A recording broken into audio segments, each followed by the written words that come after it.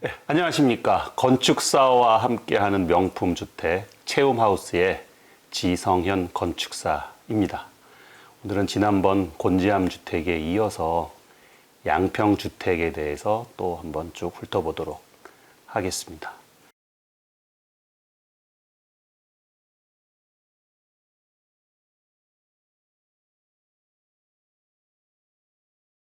지난번 곤지암 주택이 영주 부석사에서 있었던 경사지를 활용한 공간 전개를 나름 차용해 보려고 노력을 했다면, 오늘 보여드릴 양평 강화주택은 그 사이트 자체는 평지에 가깝지만 그 사이트에서 보는 전망만큼은 영주 부석사만큼이나 좋은 그런 대지입니다. 건축에 관심 있으신 분들은 나중에 영주 부석사 한번 가서 보시고 그 영주 부석사에서 보는 앞에 전망을 보시면 제 말이 어떤 뜻인지 한번 아실 수 있으리라 기대를 하겠습니다.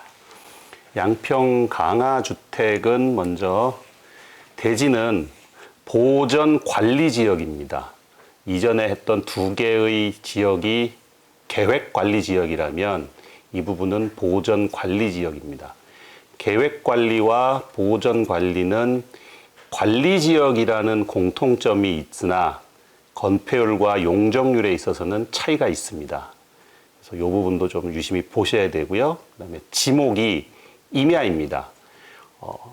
그래서 농지인 경우에는 농지 전용을 하지만 임야인 경우에는 산지 전용이라는 또 다른 행정 행위가 수반이 돼야 됩니다. 이 부분에 대해서도 법규 검토하면서 한 번 더 자세히 설명을 드리겠습니다. 대지 면적이 여기도 약간 큰 320평, 1060제곱미터이고요.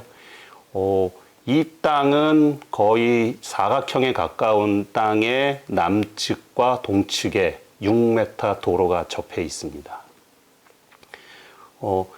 곤지암 주택이 대지 자체가 경사지였다면 이번 땅은 대지 자체는 평평한 평지인데 대지와 도로가 약 4m 정도의 고저차가 나는 그런 땅입니다. 나중에 이제 사진을 좀 보시면 그 고저차를 이용을 해서 지하 주차장을 활용하기도 하고 또 이 상황에 맞는 활용 방법을 찾아서 이런 건축 설계를 진행하도록 하면 되겠습니다.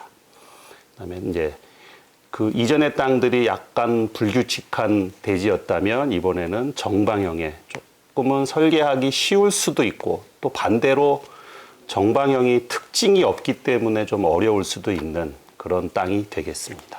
법규에 대해서 알아보도록 하겠습니다. 이 건폐율과 용적률은 앞서도 말씀드렸다시피 각 지자체의 도시계획 조례를 확인을 해야 되는데요. 보전관리지역은 건폐율이 20% 이하. 그래서 대지 면적에 환산을 해보면 물론 건폐율이라는 게 전에도 말씀드렸듯이 조금은 복잡한 계산 방식이 있기는 하지만 간단하게 말씀드리면 1층을 64평까지 지을 수 있다 할 수 있고요. 용적률은 80% 이하입니다. 그래서 총 128평까지 실제로 단독주택을 이렇게 크게 지을 일은 아마 없지 싶기는 한데 또 뭐 크게 지으시는 분도 있을 수 있으니까 이제 128평까지 지을 수 있습니다. 관리지역은 또 단독주택은 당연히 허용이 됩니다. 그다음에 보전관리나 계획관리나 아까 말씀드린 대로 관리지역이기 때문에 조경은 또 면제가 됩니다. 그다음에 여기에는 이제 대지 안의 공지도 또 똑같이 건축선에서는 1m, 인접대지 경계선에서는 0.5m 이렇게 떨어뜨려야 됩니다. 대지 안의 공지가 건축선에서 이격거리가 없는 지자체도 있고 이거보다 대부분 뭐 1m를 넘어가지는 않습니다만은 이것도 변화가 있기 때문에 꼭 건축조례를 확인을 하셔야 됩니다. 사실 저희가 이제 설계하다 보면 대지 안의 공지에서 이게 조금 적용이 잘못되면 설계가 어느 정도 진행이 되다가 다시 돌아오는 경우도 있기 때문에요. 대지 안의 공지는 꼭 확인을 하셔야 됩니다. 다음은 이제 부설 주차장.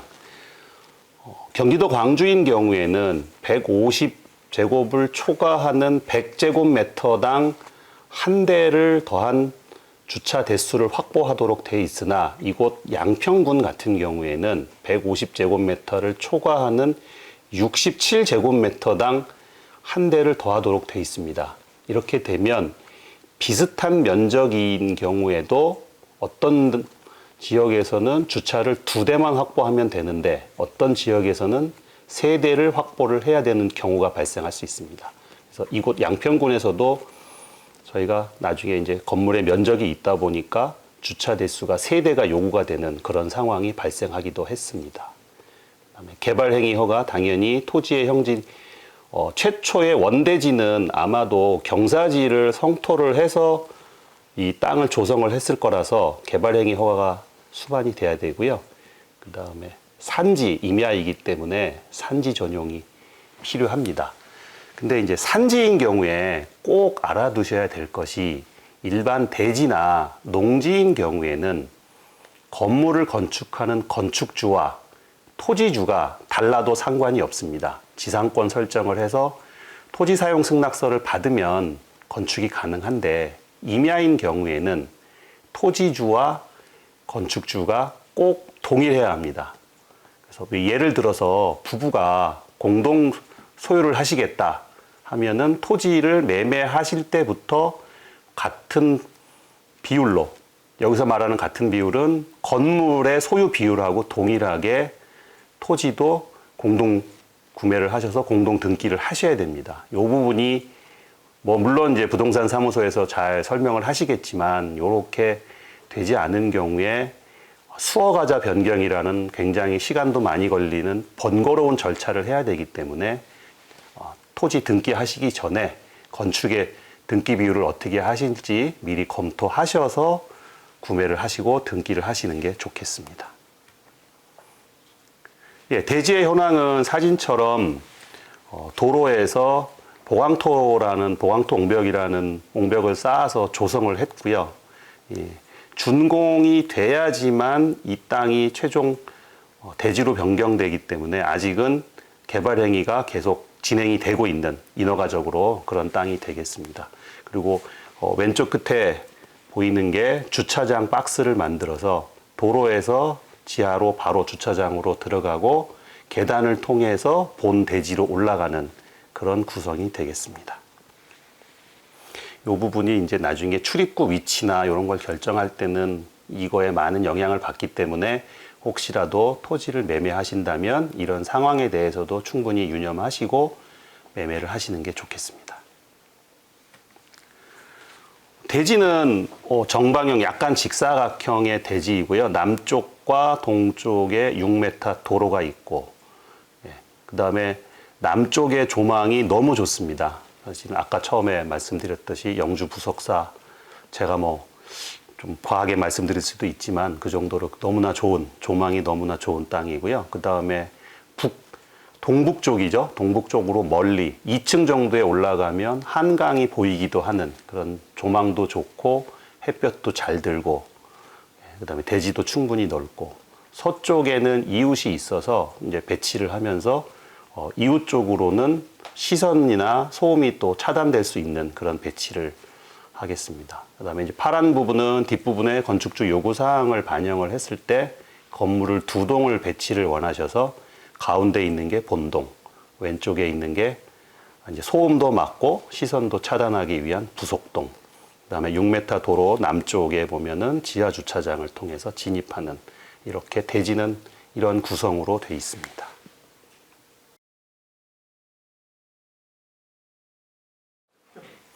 네, 이번 주택은 프리랜서로 활동하시는 분입니다. 물론 이제 자기 회사를 갖고 계시긴 하지만 프리랜서 역할도 많이 하셔서 아예 출퇴근 안 하시면서 그냥 전원에서 일도 하고 전원 생활도 즐기고 싶어 하시는 그런 분을 위한 주택이 되겠습니다. 그러다 보니 전체적으로 본동이 한 60평, 그 다음에 별동, 게스트룸으로 쓸 수 있는 별동을 10평 정도 이렇게 요청을 하셨고요. 그 60평이라는 것이 저희 나라 법에 보면 60평, 200제곱미터를 넘어가게 되는 건축물에 대해서는 종합건설사 면허가 있는 회사가 시공을 하도록 돼 있습니다. 60평 이하인 경우에는 이제 직영이라고 해서 건축주가 직접 공사를 할 수 있는 그런 제도가 있는데요. 종합건설사가 건축에 참여하게 되면 물론 튼튼하고 안전하고 품질이 훨씬 좋은 건축물을 지어주겠지만 공사비는 그만큼 좀 상승 요인이 있습니다. 그래서 공사를 하실 때 60평 전후라면 약간 60평보다는 작게, 뭐 이왕 어차피 큰 집을 지으실 거면 그거에 구애를 안 받으셔도 되는데요.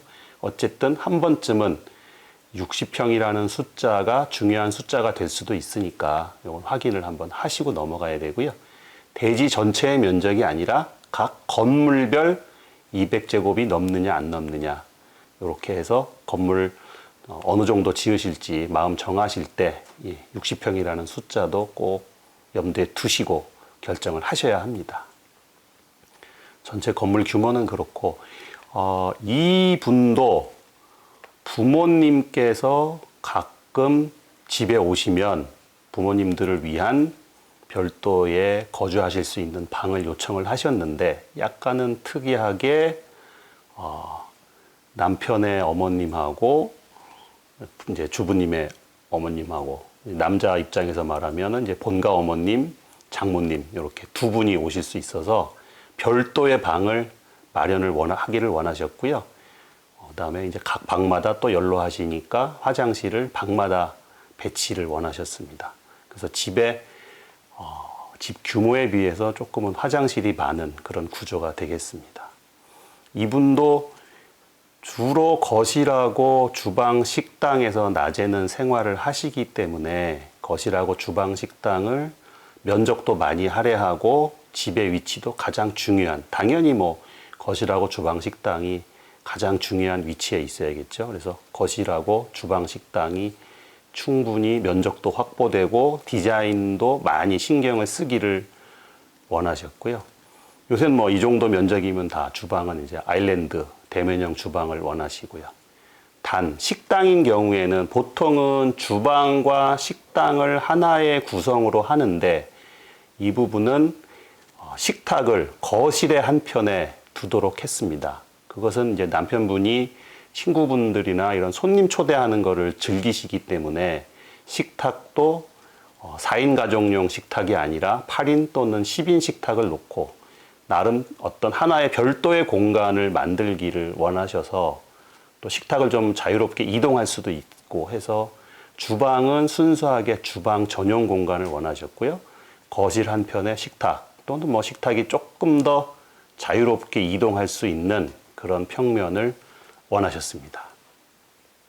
특히 이제 주부분께서는 다용도실하고 팬트리에 대해서 굉장히 공부도 많이 하시고 요청사항이 많았습니다. 이제 팬트리 공간이 뭐 식자재 저장 공간 뭐 이런 정도로 해석할 수 있는데 다른 분은 보통 팬트리를 주방 한쪽에 키 큰 장을 만들어서 키 큰 장 안쪽에 저장하시는데 이분은 별도로 독립된 방을 구성을 해서 그곳을 팬트리로 활용하기를 바라셨고요. 다용도실에 이제 냉장고는 다용도실로 들어가고 또 별도의 세탁실도 원하셨습니다. 그래서 소음이나 습기 이런 것들이 각 공간이 구애받지 않고 독립적으로 이용할 수 있도록 이렇게 말씀을 하셨고요. 요새 보면 주방 거실하고 면한 주방에는 간단하게 음식만 덮이고 메인 요리는 보조주방 또는 다용도실 한쪽에 보조주방을 구성해서 그렇게 하시는 경우도 많이 있는데 이번 프로젝트는 주방보다는 보조주방 또는 다용도실에서 요리를 하는 쪽으로 조금 요리의 무게중심이 주방보다는 다용도실 쪽으로 많이 옮겨가 있는 그러한 요청이었습니다. 그다음에 아까 말씀드렸듯이 손님을 초대해서 같이 식사도 하고 이런 걸 즐기시는 분이라서 거실의 공간도 좀 있었으면 좋겠고 외부에 날씨가 또 오늘같이 날씨가 좋은 날에는 외부에다가 식탁을 펼치고 뭐 바비큐도 하고 조그만 와인 파티 같은 것도 할 수 있는 외부 공간도 좀 요구를 하셨고요. 그다음에 취미실, 본인이 이제 취미를 즐기기도 하면서 2층에 전에 한번 말씀드렸다시피 똑같은 조망도 1층에서 보느냐, 2층에서 옥상에서 보느냐 느낌이 너무 다릅니다.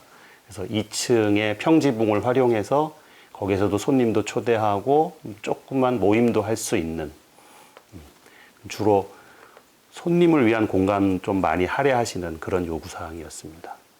바베큐장이나 옥외 식사 공간을 마련하는 게 사실 굉장히 멋있고 좋기는 한데 개인적으로는 좀 유지 관리가 쉽지는 않습니다. 그래서 그런 부분은 혹시 이런 걸 원하시는 분이 계시면 유지 관리와 실제 생활의 즐거움 사이에서 좀 진지하게 고민을 해보시기를 권해드리고 싶습니다. 그다음에 이 모든 것보다 더 중요한 것은 사실은 대지가 너무나 조망도 좋고 햇볕도 좋고 조건 자체가 좋기도 하고요. 그다음에 너무 이 좋은 대지에 세련되면서 단순한 그런 외관을 원하셨습니다. 설계하는 입장에서 제일 어려운 요구 조건 중에 하나인데 단순하면서 세련되고 멋있는 집. 사실 이게 설계상으로는 제일 어렵기는 한데 이러한 목표에 도전하는 그러한 프로젝트이 되겠습니다.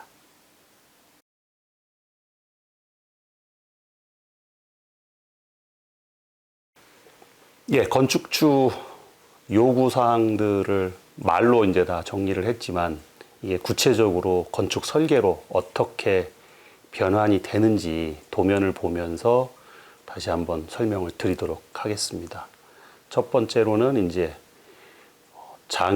본가 어머님하고 장모님 방을 위치를 해야 됩니다. 사실 설계를 하다 보면 이 땅이 충분히 넓은 땅임에도 불구하고 전부 남쪽에 오고 싶은 방들만 모여 있다 보니 사실 모든 방을 남쪽에 배치하기는 어렵고요. 그래서 존을 제일 동쪽에 부모님 구역, 가운데 이제 현관 또는 상하부로 이동하는 이동 동선, 그다음에 이제 대지 건물로 보면 좌측이지만 대지로 보면은 가장 중심에 거실, 주방, 다용도실 이렇게 되는 중심 구역. 그다음에 다시 이제 서쪽으로 넘어가서 별동이 있고요. 별동과 본동 사이에 야외 테라스, 식사를 겸할 수 있는 테라스하고 바베큐 존. 크게 보면 이렇게 구역을 하고 2층에는 이제 침실하고 취미실 이렇게 구성을 했습니다. 동쪽에 있는 침실 1하고 2는 노모님 두 분을 위한 공간이 되겠습니다. 사실 뭐 동시에 두 분이 오실 수도 있고 그렇지 않을 수도 있는데 어쨌든 한 분이 오신다고 하면 거실에서 뭐 자녀하고 같이 지낼 수도 있지만 또 혼자서 조용히 사색을 하시거나 이 경치를 즐길 수 있기 위해서 동쪽에 석재 데크를 하나 만들어서요. 우리 한옥의 텐마루 같은 그런 공간을 좀 조용하고 혼자 사색할 수 있는 공간을 하나 만들었습니다. 그다음에 가운데가 이제 현관, 대지에 들어와서 건물에 들어오는 현관인데요. 여기에도 현관 우측에 자그마한 현관 창고를 놓고 현관 건너편에 저희가 콘솔 같은 걸 하나 만들어서 콘솔 위에 조그만 소품이나 미술 장식 같은 거를 놔서 현관을 들어오면서 조금은 다른 분위기로 조금 고급스러운 분위기로 현관에 들어올 수 있도록 그렇게 했습니다. 그다음에 현관 우측에 조그만 손님들을 위한 또는 2층에서 내려온 이제 부부를 위한 손만 씻고 뭐 간단하게 이제 일을 볼 수 있는 조그만 화장실하고 파우더룸. 요새는 뭐 코로나도 있고 해서 외부에서 들어오면 손부터 씻는 게 아마 이제 앞으로의 문화가 되지 싶습니다. 그래서 현관 가까이에 이런 공간을 마련하는 것은 앞으로 좀 추세가 되지 않을까 그렇게 생각을 하고 있습니다. 동선이 우측은 부모님 공간, 좌측은 거실하고 식당 또는 2층으로 올라가는 계단 이렇게 구성이 되어 있고요. 거실은 뭐 당연히 건물의 중심이고 면적이나 크기도 충분하게 확보를 하고 거실 한쪽에 식탁을 크게 좀 6인용에서 뭐 한 10인용까지 놓을 수 있는 그런 스페이스를 만들었습니다. 그리고 주방은 보시다시피 주방 공간 자체는 그렇게 크지 않은데 꼭 필요한 요리 또는 데피는 거 이런 정도를 하고, 중요한 또 냄새가 나거나 연기가 나는 음식은 다용도실에 별도의 레인지를 두어서 그쪽에서 요리도 하고 환기도 바로 시킬 수 있도록 그렇게 했습니다. 그리고 다용도실에 연계되어 있는 팬트리를 두어서 팬트리, 주방 쪽에서도 팬트리로 들어갈 수 있고 다용도실에서도 팬트리로 들어갈 수 있게 해서 팬트리에 조금 무게중심이 많이 들어가 있는 그러한 주방 구성이 되겠습니다. 아마 면적으로 보시면 거실보다 주방, 다용도실, 팬트리 합친 게 좀 더 크지 않을까. 요새 좀 설계 트렌드가 아닌가 싶습니다. 그다음에 단독주택하고 아파트하고 다른 부분이 무엇인가는 이제 설계하는 사람들이 늘 고민하는 부분 중에 하나인데, 이 경우에는 계단을 거실과 주방, 현관의 동선의 중심에 두고 개방된 계단을 두어서 계단 자체가 인테리어적인 효과를 낼 수 있는 그런 구성을 해봤습니다. 주방에서 문을 열고 바로 나오면 야외 테라스입니다. 그래서 주방에서 바로바로 좀 서빙이 될 수 있고, 음식물 또는 뭐 야채를 씻는다거나 커피를 날른다거나 했을 때, 그래서 주방에 가까운 야외 식당 쪽에 테라스를 두었습니다. 그리고 테라스 한쪽으로는 서양에서는 사실 이런 공간이 많이 두긴 하지만 우리나라에서는 많이 안 하는 공간이긴 한데, 바베큐 장도 만들고 바베큐 장 옆에 뭔가 간단하게 씻을 수 있는 그런 이제 공간, 개수대 공간도 있고 외부 수도도 두고요. 이제 건물만큼이나 상당히 힘을 많이 준 그런 디자인입니다. 그다음에 별동으로 가면, 별동은 그 목공예나 이런 이제 간단한 작업을 할 수 있는 작업실 겸 손님들이 오시면 하루 정도 이렇게 주무실 수 있는 게스트룸을 겸할 수 있는 그런 별동이 되겠습니다. 요새는 본동에 외부에서 손님이 오셨을 때 이런 손님을 위한 전용 공간을 만드는 것도 전원주택을 하시는 분이 다 꿈꾸는 그런 방 중에 하나인데요. 이제 그런 방을 만들어 봤습니다. 이제 아까 거실에서 2층으로 올라오면 이제 부속동은 뭐 1층으로 해서 2층이 없고요. 본동의 2층에는 부부의 침실, 또 드레스룸에 또 욕실. 드레스룸을 통해서 욕실을 갈 것인가, 침실에서 드레스룸, 욕실을 각각 들어갈 것인가 하는 것은 일장일단이 있습니다. 드레스룸을 통해서 욕실을 가게 되면 샤워를 하러 들어가거나 나올 때 옷을 갈아입기가 굉장히 편합니다. 그런데 단점은 욕실에서 습기가 나왔을 때 옷에 영향을 줄 수도 있습니다. 물론 냄새도 그렇고요. 그래서 또 예민하신 분은 드레스룸에서 욕실로 들어가는 것보다는 지금처럼 침실에서 별도로 욕실로 바로 들어가는 그런 구성을 원하시기도 합니다. 그다음에 드레스룸 뒤에 베란다는 역시 앞뒤로 맞바람이 불 수도 있고, 요새는 여름이 너무 더워서 북쪽에 이러한 그늘진 베란다 같은 걸 하나 만들어 두는 것도 굉장히 활용성이 높은 그런 구성이 되겠습니다. 그러면 이제 역시 계단에 올라오면 도면상 좌측에는 부부만을 위한 프라이빗한 공간이 되고, 우측에 취미실을 두어서 남편이 뭐 2층에서 책을 보기도 하고 손님이 오면 차를 한 잔 마시기도 하고요. 그다음에 북쪽에 큰 창을 두어서 이 창은 오로지 한강 조망을 위한 멋진 조망을 즐길 수 있는 그런 공간이 되겠습니다.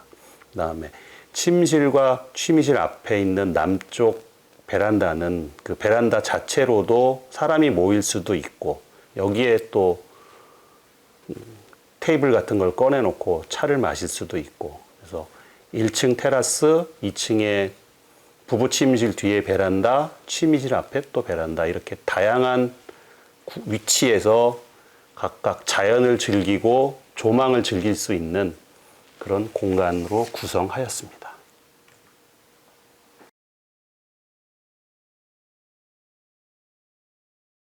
예, 이제 법규도 체크하고 주변 상황도 확인을 했고요.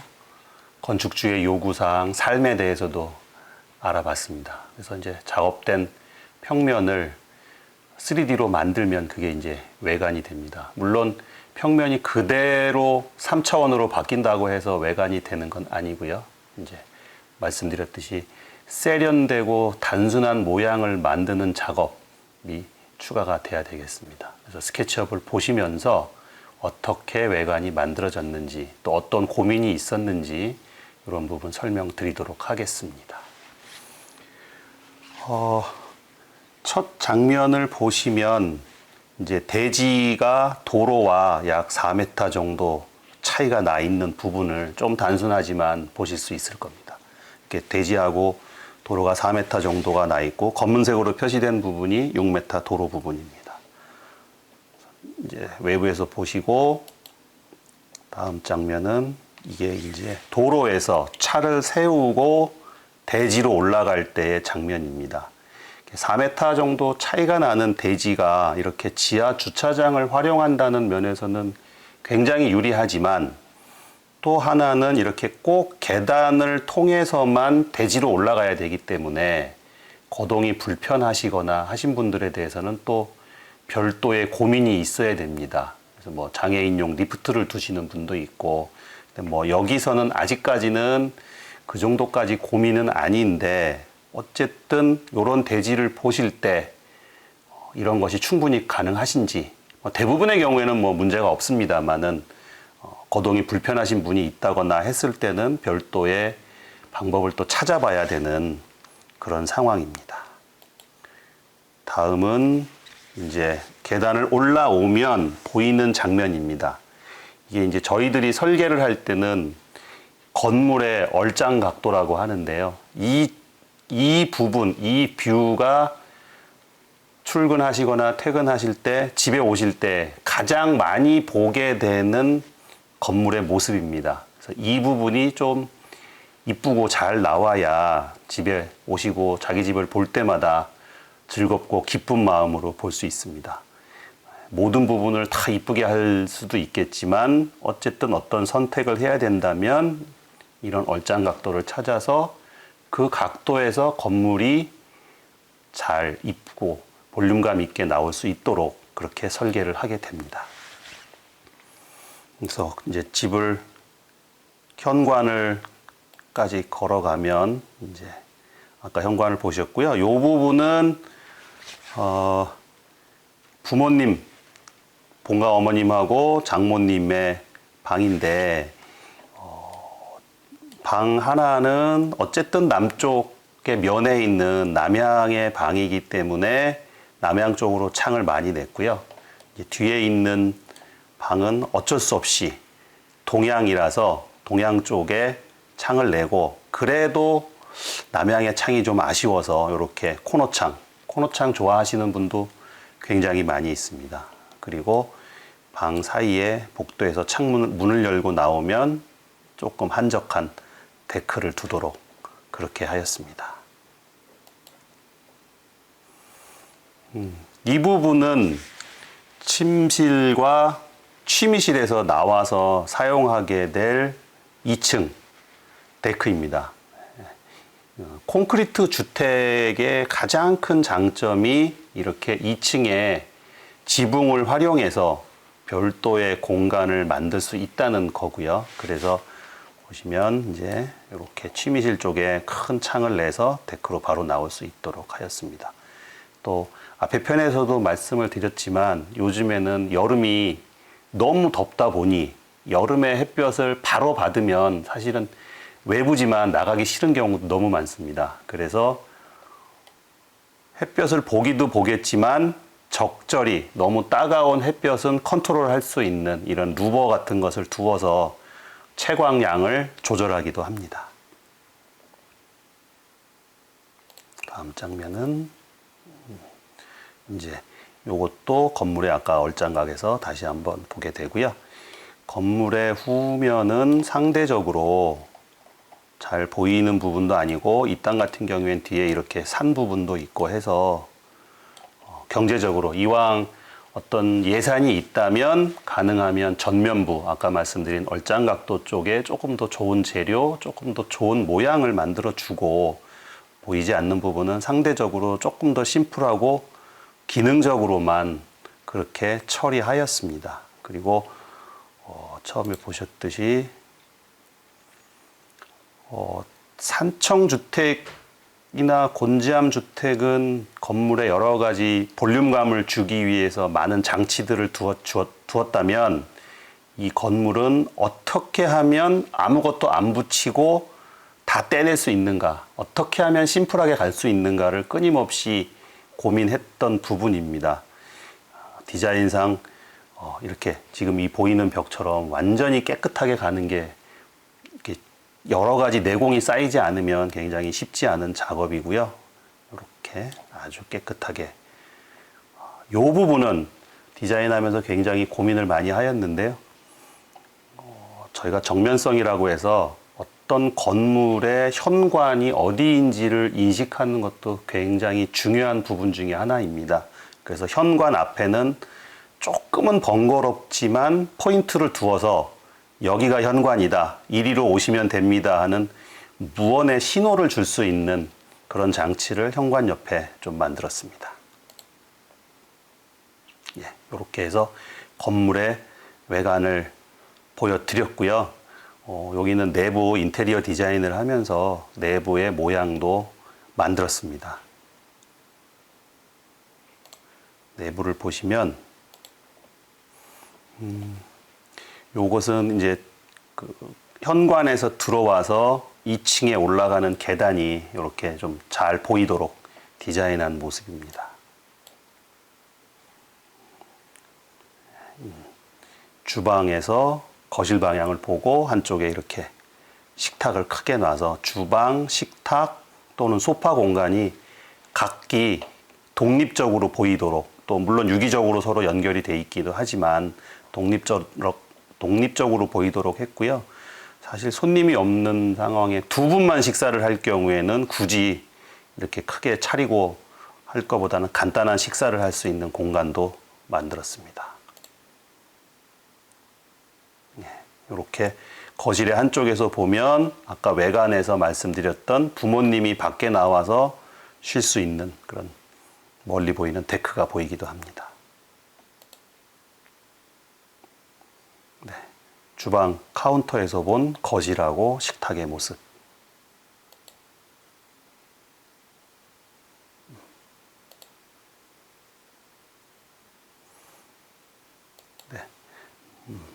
내부가 이렇게 여러 각도에서 보면서 어떻게 보일지 이런 걸 검토를 하면서 건물의 외관, 내부 이렇게 만들게 되겠습니다. 네, 이렇게 건물의 외관도 봤고 내부 인테리어도 봤습니다. 어떻게 보셨는지 모르겠습니다. 계속해서 다음 작품도 기대하고 봐주셨으면 감사하겠습니다.